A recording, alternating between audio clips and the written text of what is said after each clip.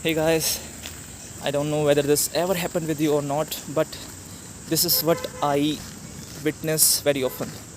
Ki God will first test you and then will come out to help you. Like today, शाम का वक्त था और खूब बारिश हो रही थी, but I had to go for the second workout of 45 minutes, which needs to be done outside. Decide नहीं कर पा रहा था कि रनिंग पे जाऊँ या नहीं. Just then a thought came to my mind कि यार भीगना तो है ही, पसीने में भीगे या फिर बारिश में, क्या ही फ़र्क पड़ता है. तो सोचा क्यों ना चला जाए.